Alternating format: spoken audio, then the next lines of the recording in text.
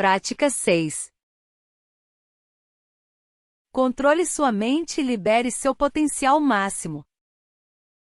Nesse vídeo você vai aprender, dentre várias coisas, a como controlar sua mente para extrair seu máximo potencial e até a superar traumas, tendo como base, mais uma vez, os ensinamentos do Dr. Joe Dispenza.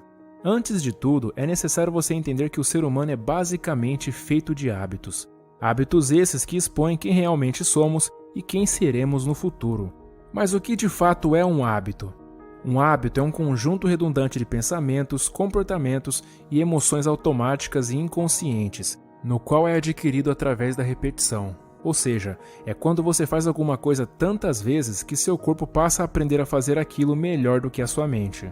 Muitas pessoas acordam pela manhã e a primeira coisa que fazem é começar a pensar em seus problemas. Esses problemas são circuitos, memórias no cérebro, e cada uma dessas memórias estão conectadas a pessoas e coisas em determinados momentos e lugares. Portanto, se o cérebro dessas pessoas é predominantemente um registro do passado, assim que começarem o dia, elas naturalmente já estarão pensando no passado. Cada uma dessas memórias estão ligadas a uma emoção. Emoção essa que representa o resultado final de uma experiência passada. Então, no momento em que elas se lembram daquelas experiências problemáticas, de uma hora para outra elas passam a se sentir infelizes, tristes e angustiadas. Logo, se a pessoa já começa o dia em um estado completamente vinculado ao passado, o que acontecerá é que seu passado familiar, cedo ou tarde, irá se tornar seu futuro previsível. Isso significa que se você continuar pensando no passado, irá continuar criando a mesma vida que sempre teve. Então as pessoas pegam o celular, conferem o WhatsApp, conferem os e-mails, conferem o Instagram, já aproveitam e tiram uma foto de seus pés e postam, depois conferem as últimas notícias, e isso faz com que elas se sintam totalmente conectadas a tudo aquilo que é conhecido em suas vidas, o que as levam a entrar numa série de comportamentos habituais. Então elas saem da cama pelo mesmo lado, vão ao banheiro, tomam uma xícara de café, tomam banho, escovam os dentes, se arrumam, dirigem para o trabalho pelo mesmo caminho, elas fazem as mesmas coisas, veem as mesmas pessoas, conversam sobre os mesmos assuntos, acionam as mesmas emoções de sempre, e isso se torna uma rotina que opera de forma automática. E a partir desse momento, elas perdem a vontade própria para um programa que está operando a nível subconsciente. O Dr. Joe Dispenza diz que 95% de quem somos quando completamos 35 anos de idade é um conjunto memorizado de comportamentos, reações emocionais, hábitos inconscientes, crenças e percepções que funcionam como um programa instalado no computador. Então, com os 5% restantes que representam a mente consciente, uma pessoa pode dizer: eu quero ser feliz, eu quero ser livre, eu quero ser saudável, mas o corpo está com um programa totalmente diferente. Então a pergunta que fica é: como conseguir mudar aquilo que deseja em sua vida, tendo em vista essa condição que acabei de explicar? Bom, é necessário que você vá além da mente analítica, pois o que separa a mente consciente da mente subconsciente é a mente analítica. É aí que entra a meditação, pois você pode aprender através da prática a entrar num estado onde as ondas cerebrais ficam mais reduzidas e sua mente mais sugestionável. Quando isso acontece, é como se você entrasse diretamente no sistema operacional do computador, e de lá você terá acesso total sobre o que deseja programar, e com isso, controlar sua mente. O problema é que a maioria das pessoas preferem esperar passar por uma crise, um trauma, uma perda ou até uma doença para só aí decidir mudar. Mas não seja assim, não espere, pois é melhor decidir mudar enquanto estiver num estado de alegria e inspiração do que num estado de dor e sofrimento, pois muitas pessoas não conseguem superar esses traumas, e eu vou te explicar o porquê. Quanto maior for a reação emocional que você tiver diante de algum acontecimento em sua vida, e quanto maior o quociente emocional, mais você prestará atenção na causa. E no momento em que o cérebro coloca toda a atenção na causa, ele faz um registro instantâneo. Isso é chamado de memória, e memórias de longo prazo são criadas a partir de experiências altamente emocionais. Experiências que criam uma reação química dentro de você. É por isso que é tão difícil controlar uma reação emocional, como a raiva, por exemplo. Acontece que se você permitir que essa reação emocional dure por horas ou dias, isso passará a ser caracterizado como humor. Por exemplo, se você perguntar para alguém que parece estar de bom humor o porquê ela está naquele estado, geralmente ela vai justificar com várias coisas boas que aconteceram na vida dela nos últimos dias.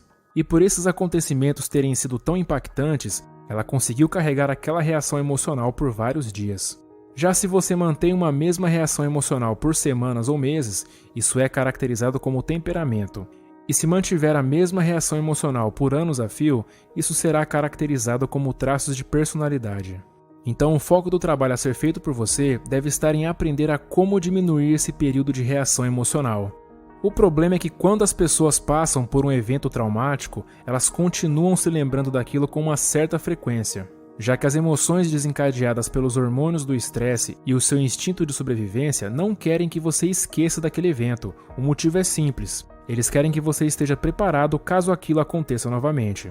A maioria das pessoas gasta cerca de 70% de sua vida estressada e vivendo no modo sobrevivência, sempre antecipando o pior cenário possível com base em experiências passadas e sentindo todas aquelas emoções negativas, ou seja, elas estão condicionando seus corpos a permanecerem em um estado de medo.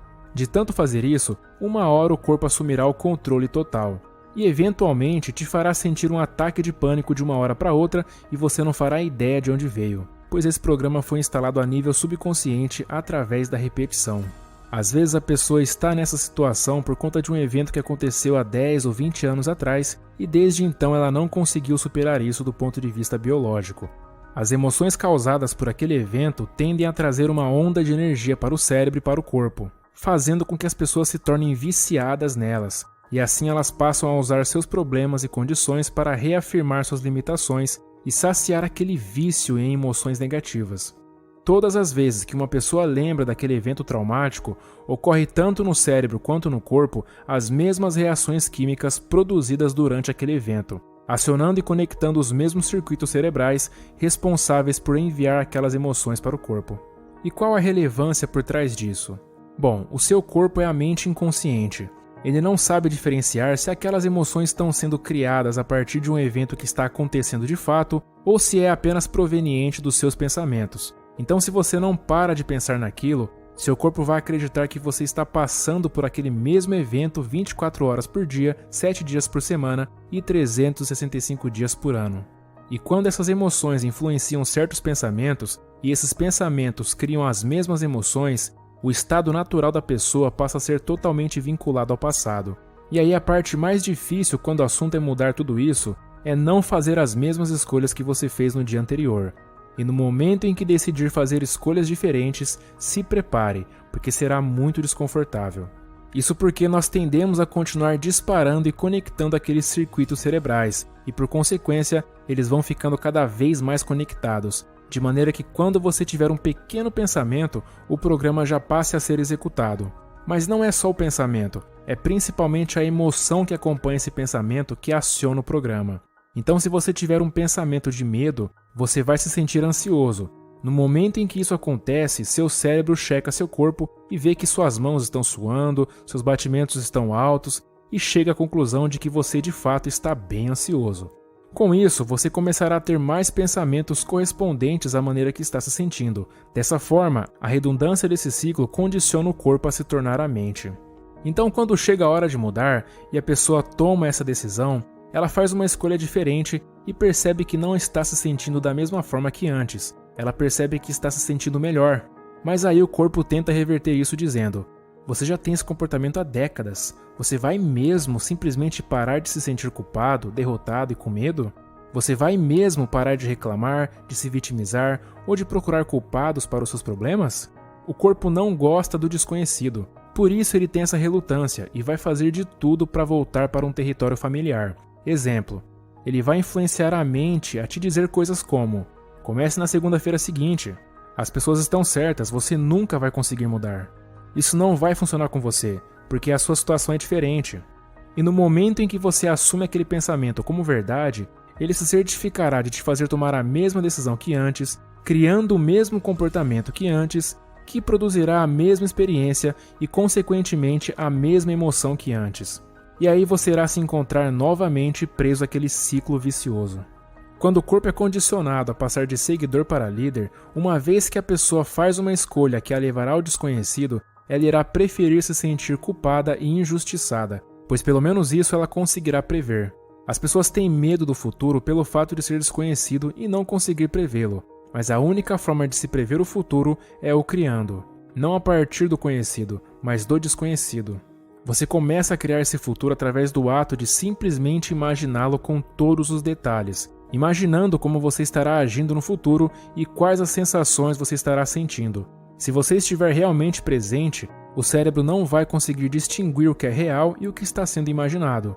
Dessa forma, você começa a instalar um novo programa no seu cérebro para que ele acredite que aquele evento que você imaginou já aconteceu. E aí o cérebro passa a não ser mais um registro do passado, mas sim um mapa do futuro, que poderá te levar a agir como uma pessoa mais feliz se assim tiver imaginado. Mas a parte mais importante e difícil é ensinar seu corpo a sentir uma emoção antes de algo acontecer. Porque todos nós somos programados a ser reativos ao que acontece fora para que só aí possamos corresponder com o que sentimos lá dentro. Então você não pode esperar ser bem-sucedido para começar a se sentir empoderado e autoconfiante. Você não pode esperar se envolver num relacionamento perfeito para começar a se sentir amado. Você precisa reverter essa ordem, pois quando nos sentimos bem dentro de nós, passamos a prestar mais atenção à causa. Não só isso, nós começamos a atrair cada vez mais daquilo que causa esse sentimento. E dessa forma você passa literalmente a criar sua própria realidade e não ser mais vítima dos eventos que acontecerem na sua vida.